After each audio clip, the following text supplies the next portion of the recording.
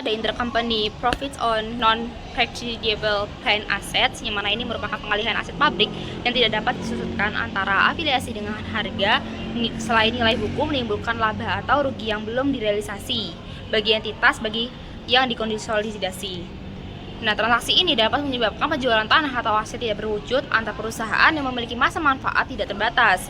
Dan karenanya tidak diamortisasi, akun anak perusahaan mencakup laba atau rugi dari penjualan hulu dari anak perusahaan ke induk. Induk perusahaan hanya mengakui sebagiannya dari pendapatan anak perusahaan. Jadi hanya bagian proporsional induk dari laba yang belum direalisasi yang harus dihilangkan.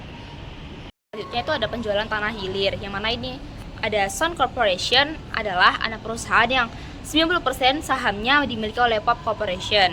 Diakuisisi seharga 540.000 US dollar pada tanggal 1 Januari 2016. Investasi tersebut setara dengan nilai buku dan nilai wajar dari bunga yang diakuisisi.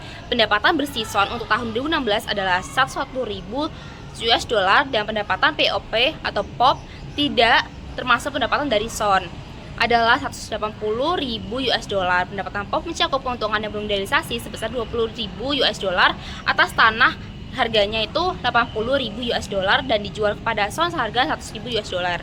Dengan demikian, Pop membuat entry seperti yang di bawah ini dalam akuntansi untuk diinvestasinya pada Sun pada tanggal 31 Desember tahun 2016. Contoh selanjutnya itu adalah materi tentang penjualan pada tahun berikutnya kepada entitas luar. Contohnya nih, asumsikan Pop telah menggunakan lahan tersebut selama 4 tahun dan menjualnya seharga 130.000 US dollar pada tahun 2020. Pada tahun penjualan, Pop akan melaporkan keuntungan sebesar 30.000 US dollar, pendapatan 330.000 US dollar dikurangi biaya 100.000 US dollar, tetapi keuntungan bagi entitas gabungan adalah 50.000 US dollar. Dialokasikannya 48.000 dari 30.000 ditambah dalam kurun 20.000 dikalikan 90% tadi kepada pemegang saham pengendali dan 2.000 kepada pemegang saham non pengendali. Nah, di bawah ini dibuatkan jurnalnya serta dibuatkan raca untuk pengakuisisiannya antara Pop Corporation dan juga Sun Corporation. Baik, di sini saya akan menjelaskan mengenai penjualan upstream lahan. Nah, untuk mengilustrasikan perhitungan penjualan aset pabrik yang tidak dapat disusutkan atau yang di sini itu land, saat upstream sell, kita itu bisa mengasumsikan bahwa POP ini telah membeli lahan yang disebutkan di bagian sebelumnya selama tahun 2016 dari afiliasinya yang 90% sahamnya itu dimiliki oleh Sun. Seperti sebelumnya, laba bersih Sun untuk tahun 2016 itu sebesar 140.000 dolar dan untuk pendapatan POP yang tidak termasuk pendapatan dari Sun itu sebesar 180.000 dolar. Namun laba yang belum direalisasikan itu sebesar 20.000 dolar dari penjualan lahan antar perusahaan. Nah, sekarang hal tersebut itu tercermin dalam pendapatan Sun, bukan lagi pendapatan dari POP. Nah, dalam pencatatan akuntansi untuk investasinya di Sun pada akhir tahun 2016, POP itu membuat entry jurnal sebagai berikut, di mana yang pertama untuk mencatat 90% dari laba bersih Sun yang dilaporkan, jurnalnya yaitu investment in S pada income from S sebesar 126.000 dolar, di mana 126.000 dolar ini didapat dari 140.000 dolar dikalikan dengan 90%. Kemudian yang kedua yaitu jurnal untuk menghilangkan 90% dari keuntungan yang belum terrealisasi sebesar 20.000 dolar pada tanah yang dibeli. Nah, jurnalnya itu income from S pada investment in S sebesar 18.000 dolar.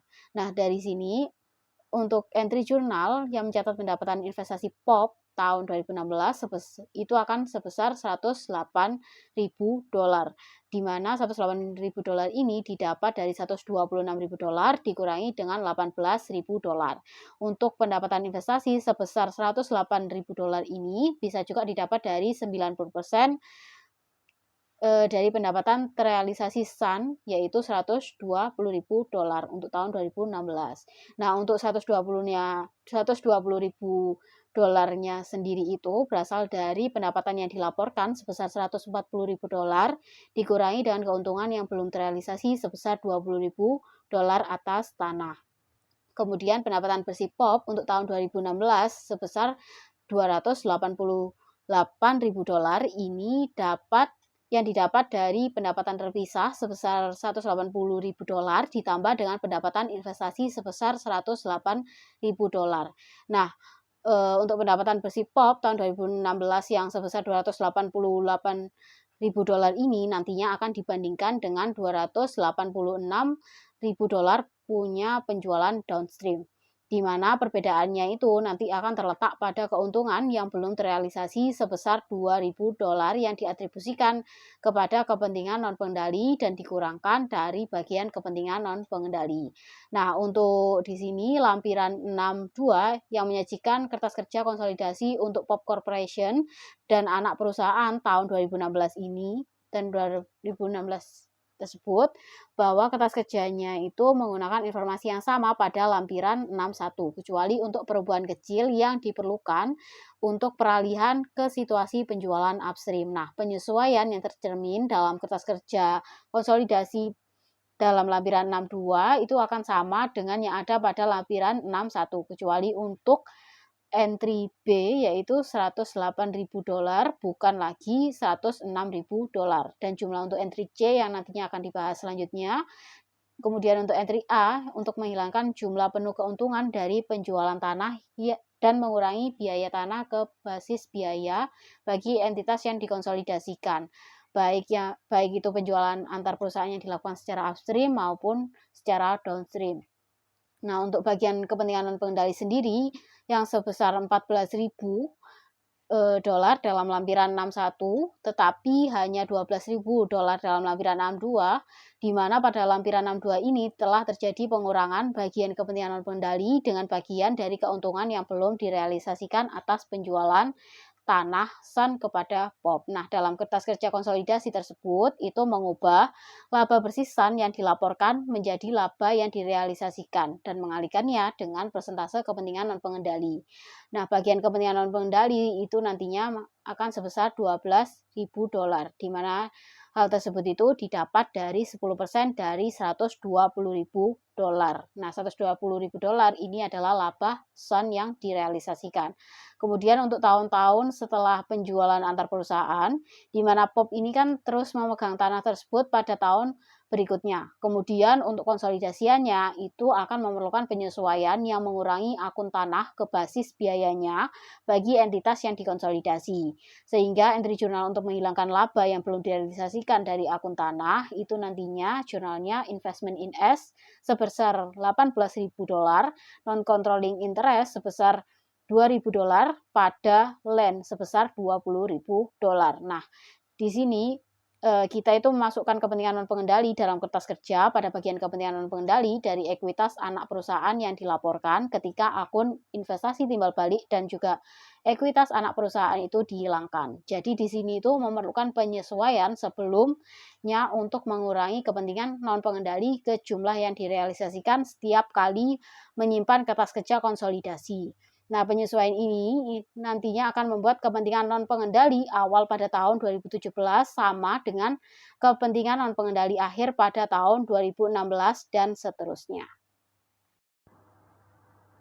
Baik, di sini saya akan menjelaskan mengenai penjualan pada tahun berikutnya kepada entitas luar. Nah, kita bisa mengasumsikan bahwa Pop ini telah menggunakan lahan tersebut selama 4 tahun dan menjualnya seharga 130.000 dolar pada tahun 2020. Nah, pada tahun penjualan, Pop itu akan melaporkan keuntungan sebesar 30.000 dolar, yang mana didapat dari pendapatan 130.000 dolar dikurangi dengan biayanya yaitu 100.000 dolar. Tetapi keuntungan bagi entitas gabungan itu sebesar 50.000 dolar dan dialokasikan sebesar 48.000 dolar. Nah, untuk yang dialokasikan sebesar 48.000 dolar ini didapat dari 90% dari 20.000 dolar. Kemudian hasilnya ditambah dengan 30.000 dolar, di mana yang dialokasikan ini nantinya akan diberikan kepada pemegang saham pengendali dan 2.000 dolarnya itu kepada pemegang saham non pengendali. Untuk menyesuaikan pendapatan investasinya dari Sun pada tahun 2020, Pop itu menjurnal untuk mengakui laba antar perusahaan yang sebelumnya ditangguhkan atas land, di mana jurnalnya itu investment in S sebesar 18.000 dolar pada pendapatan dari Sun sebesar 18.000 dolar. Nah, untuk keuntungan sebesar 30 dolar dari penjualan tanah itu nantinya akan ditambah peningkatan pendapatan investasi sebesar 18.000 dolar pada pembukuan Pop, di mana hal ini itu sama dengan dampak sebesar 48.000 dolar pada laba bersih konsolidasi pada tahun 2020. Nah, dalam kertas kerja konsolidasi, penyesuaian keuntungan POP sebesar 30.000 dolar terhadap keuntungan konsolidasi sebesar 50 dolar itu nantinya memerlukan entry journal, di mana entry journalnya nanti yaitu investment in S sebesar 18.000 dolar, non-controlling interest sebesar 2.000 dolar, pada gain on land sebesar 20.000 dolar. Perkenalkan, nama saya Ica Rahmania, NPM 2311 Nah, di sini saya akan menjelaskan tentang laba antar perusahaan atas aset pabrik yang dapat disusuti. Nah, akun afiliasi penjual dapat mencerminkan penjualan aset pabrik antar perusahaan yang tunduk pada penyusutan, penipisan, atau amortisasi yang menghasilkan keuntungan atau kerugian yang belum direalisasi. Nah, perusahaan harus menghilangkan dampak keuntungan dan kerugian ini dari laporan keuangan induk dan konsolidasi. Nah, hingga entitas konsolidasi merealisasikannya melalui penjualan ke entitas lain atau melalui penggunaan dalam entitas konsolidasi. Nah, penyesuaian untuk menghilangkan dampak keuntungan dan kerugian yang belum direalisasi pada laporan keuangan induk dan konsolidasi lebih rumit daripada dalam kasus aset yang tidak dapat disusutkan.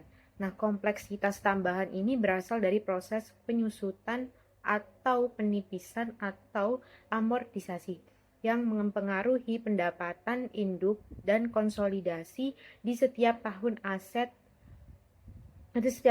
atas aset terkait yang dimiliki oleh afiliasi. Nah, pembahasan penjualan aset pabrik antar perusahaan di bagian ini terbatas pada aset yang dapat disusutkan, tetapi analisis dan prosedur yang diilustrasikan berlaku sama untuk aset yang tunduk pada penipisan atau amortisasi. Nah, keuntungan dan kerugian antara perusahaan dari penjualan hilir aset pabrik yang dapat disusutkan dipertimbangkan pada awalnya. Nah, dan situasi penjualan hulu dibahas pada selanjutnya. Nah, di sini ada penjualan hilir aset pabrik yang dapat disusutkan. Nah, dampak awal dari keuntungan dan kerugian yang belum direalisasi dari penjualan aset yang dapat disusutkan di hilir sama dengan aset yang tidak dapat disusutkan. Nah, keuntungan atau kerugian muncul dalam akun induk perusahaan pada tahun penjualan dan harus dihilangkan dalam menentukan pendapatan investasinya berdasarkan metode ekuitas. Nah, demikian pula aku menghilangkan keuntungan atau kerugian tersebut dari laporan konsolidasi dengan menghapus setiap keuntungan atau kerugian dan mengurangi aset pabrik ke biaya penyusutannya bagi entitas konsolidasi. Nah, selanjutnya ada penjualan hulu pada akhir tahun. Nah, asumsikan bahwa PAM Corporation menjual mesin kepada anak perusahaan. Kepada anak perusahaannya sebesar 80% sahamnya dimiliki. Nah, Sun Corporation pada tanggal 31 Desember 2016, mesin tersebut memiliki biaya yang belum disusutkan sebesar 50.000 dolar. Nah, pada tanggal ini biaya sebesar 90 dolar dan akumulasi penyusutan 40 dolar dan dijual kepada Sun seharga 80.000 dolar. Jurnal entry untuk mencatat penjualan dan pembelian pada buku PAM dan Sun adalah sebagai berikut, yaitu buku PAM di mana kas pada debit sebesar 80.000 dolar, akumulasi penyusutan pada debit sebesar 40.000 dolar, mesin pada kredit sebesar 90.000 dolar, dan keuntungan atas penjualan mesin pada kredit sebesar 30.000 dolar. Sedangkan pada buku Sun, mesin pada debit sebesar 80.000 dolar, kas pada kredit sebesar 80.000 dolar. Ada keuntungan yang belum direalisasi pada buku PAM pada tanggal 31 Desember 2016 dan karenanya PAM menyesuaikan pendapatan investasi metode ekuitasnya untuk tahun 2016 untuk jumlah penuh keuntungan yang belum direalisasi. Pendapatan dari Sun pada debit sebesar 30.000 dolar dan investasi di Sun pada kredit sebesar $30.000. Keuntungan atas mesin seharusnya tidak muncul dalam laporan laba rugi konsolidasi untuk tahun 2016 dan PAM harus memasukkan mesin tersebut ke dalam neraca konsolidasi sebesar $50.000. Biaya penyusutannya bagi entitas konsolidasi. Nah, penyesuaian konsolidasi menghasilkan efek ini keuntungan atas penjualan mesin pada debit $30.000, mesin pada kredit sebesar $30.000. Lalu selanjutnya ada penjualan hilir pada awal tahun. Nah, jika penjualan dari PAM ke Sun terjadi pada tanggal 1 Januari 2016, mesin tersebut akan disusutkan oleh Sun selama tahun 2016. Nah, dan setiap penyusutannya atas keuntungan yang belum direalisasi akan dianggap sebagai pengakuan keuntungan sebagian selama tahun 2016. Nah, asumsikan bahwa pada tanggal 1 Januari 2016, tanggal penjualan antar perusahaan, mesin tersebut memiliki sisa masa pakai 5 tahun dan tidak ada nilai sisa yang diharapkan pada tanggal 31 Desember 2020. Nah, penyusutan garis lurus digunakan. Entry untuk mencatat penjualan dan pembelian sama dengan penjualan pada tanggal 31 Desember. Namun Sun juga mencatat biaya penyusutan sebesar $16.000 untuk tahun 2016, $80.000 dikali 5 tahun dari penyusutan sebesar $16.000 ini $10.000 berdasarkan pada biaya untuk entitas terkonsolidasi $50.000 biaya 5 tahun dan $6.000. Nah, yang didasarkan pada keuntungan yang belum direalisasi sebesar $30.000 $5 tahun, $6.000 dianggap sebagai pengakuan sepotong dari 1/5 dari keuntungan yang belum direalisasi sebesar $30.000 pada transaksi antar perusahaan. Nah, secara konseptual hal ini setara dengan penjualan kepada entitas lain dari 1/5 layanan yang tersisa di mesin. Nah, dalam menghilangkan dampak penjualan antar perusahaan dari akun investasi di Sun untuk tahun 2016, PAM ini membuat entry berikut, di mana pendapatan dari Sun pada debit sebesar $30.000, investasi di Sun pada kredit sebesar $30.000. Nah, investasi di Sun pada debit $6.000, pendapatan dari Sun pada kredit $6.000. Dengan demikian, penghapusan dampak penjualan antar perusahaan mengurangi pendapatan investasi PAM pada tahun 2016 sebesar $24.000. $30.000 keuntungan yang belum direalisasi dikurangkan dengan $6.000 yang belum direalisasi melalui penyusutan. Meskipun pendapatan Sun berkurang sebesar $6.000, kelebihan penyusutan selama tahun 2016 $6.000 ini dianggap direalisasi melalui penggunaan dan karenanya tidak diperlukan lagi penyesuaian bagian kepentingan non-pengendali. Saya Anggun Puspitasari dengan MPM Mahir 012. Di sini saya akan menjelaskan mengenai pengaruh penjualan mesin pada kertas kerja konsolidasi. Jadi di dalam kertas kerja konsolidasi itu perlu untuk menetapkan timbal balik antara akun investasi dan ekuitas pada entitas anak perusahaan pada awal periode sebelum eliminasi saldo akun timbal balik atau reprositas. Nah, ada penjualan aset pabrik yang dapat disusutkan di bagian hulu. Jadi, penjualan aset yang dapat disusutkan dari entitas anak kepada entitas induk itu menghasilkan laba atau rugi yang belum direalisasi pada akun entitas anak pada tahun terjadinya penjualan. Jadi, dalam menghitung pendapatan investasi pada tahun penjualan, entitas induk itu menyesuaikan bagian atas laba yang dilaporkan entitas anak. Untuk yang pertama ada bagian atas laba yang belum direalisasi dari penjualan. Yang kedua ada bagian atas pengakuan sedikit demi sedikit atas laba yang belum direalisasi melalui penyusutan.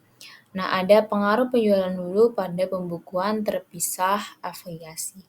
Nah, di sini ada contoh soalnya bisa dilihat pada buku. Itu ada laba bersih yang dilaporkan oleh perusahaan putra untuk tahun 2016 sebesar $50.000. Selanjutnya ada sisa masa manfaat untuk pada tanggal 1 Januari 2016 ada 3 tahun dengan metode penyusutan adalah garis lurus. Nah, jadi nilai tukar tambah truk pada tanggal 31 Desember 2016 adalah sebesar $3.000. Untuk biaya truk ke Putra sebesar $14.000 dan akumulasi penyusutan truk pada tanggal 31 Desember 2015 sebesar $5.000. Untuk selanjutnya akan dijelaskan oleh rekan saya. Yang selanjutnya di sini kita akan membahas adjust the calculation of non-controlling interest share in the presence of intercompany profit on plan asset transfer. Yang pertama, bab ini tuh membahas tentang akuntansi untuk investasi pada entitas lain, khususnya di metode ekuitas. Metode ekuitas ini digunakan ketika investor memiliki pengaruh signifikan terhadap investasi, biasanya kepemilikan antara 20% dan 50%. Di metode ini, investasi awal dicatat sebesar biaya perolehan.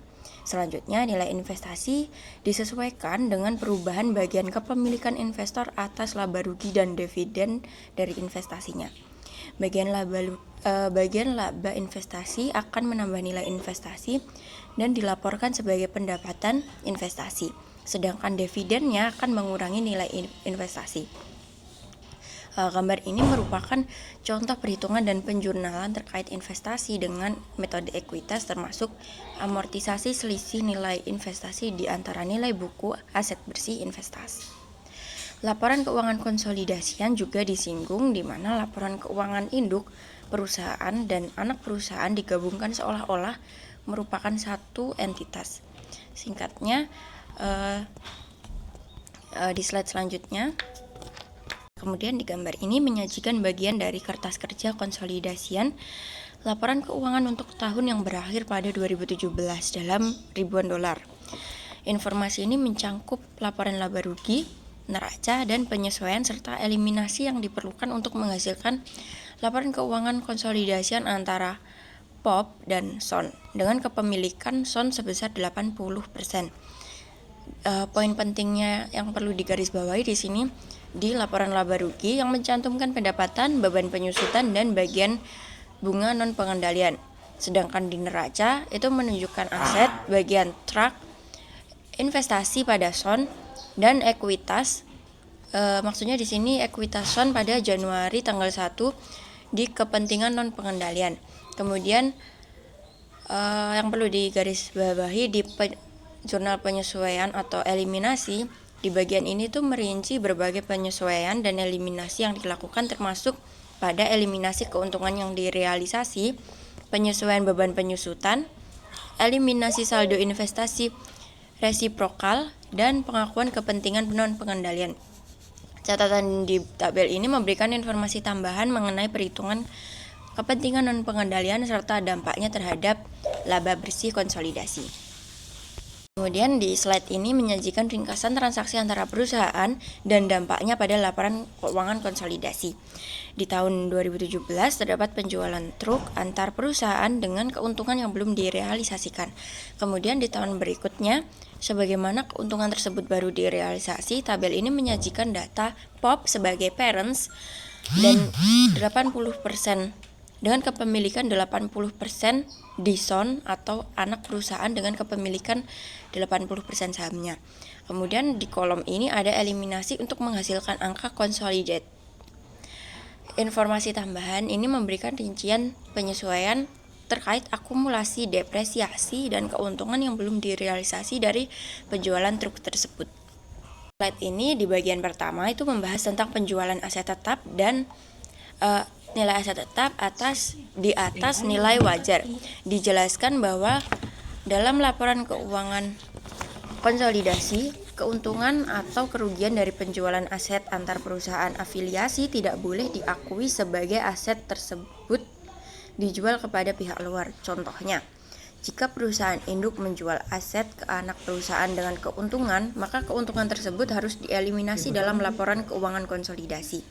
Kemudian diilustrasikan, diberikan mengenai penjualan tanah oleh induk perusahaan ke anak perusahaan dengan keuntungan sebesar $10.000.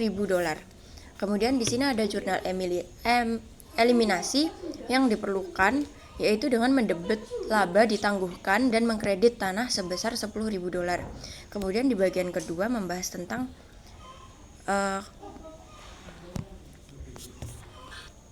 Kemudian yang kedua membahas tentang konsolidasi dengan penjualan antar perusahaan. Contoh yang diberikan adalah penjualan mesin oleh anak perusahaan ke induk perusahaan dengan keuntungan. Kemudian keuntungan ini juga dianggap belum terrealisasi dari sudut pandang konsolidasi dan perlu dieliminasi. Dijelaskan pula pengaruh penjualan ini terhadap beban penyusutan konsolidasi di tahun-tahun berikutnya jika harga jual melebihi nilai buku aset. Contoh penjurnalan eliminasi untuk tahun penjualan dan tahun berikutnya juga diberikan, termasuk penyesuaian untuk beban penyusutan yang berlebihan. Oke, kita lanjut ke materi consolidation example atau contoh dari laporan konsolidasi. Nah, laporan konsolidasi ini terdiri dari 3 laporan. Yang pertama itu ada income statement, kedua ada retained earning statement, yang ketiga itu ada balance sheet. Nah, di bagian pertama itu ada income statement. Jadi di sini ada 2 perusahaan antara perusahaan PAM dan SAN. Jadi perusahaan induk dan perusahaan anak. Ada juga adjustment and elimination-nya, penyesuaiannya. Terus ada juga consolidated statement-nya. Jadi itu sebagai penjumlahan consolidated statement-nya. Lanjutan dari income statement, kemudian itu ada retained earning statement. Jadi itu kayak isinya kayak retained earning, controlling share of net income, dividen. Nanti itu hasilnya retained earning yang terakhir, yang pada akhir periode. Jadi juga sama, ada 2 perusahaan, perusahaan induk dan perusahaan anak. Kemudian ada juga penyesuaian juga, ada juga konsolidasinya juga. Nah, yang terakhir ada bagian balance sheet. Nah, di bagian balance sheet itu kayak semacam neraca. Juga sama, terdapat 2 perusahaan juga kayak tadi, perusahaan induk dan perusahaan anak. Ada juga penyesuaiannya juga, ada konsolidasinya juga. Nah, nanti tuh dijumlah antara income statement, return earning dan balance sheet ini itu akan menjadi non controlling interest.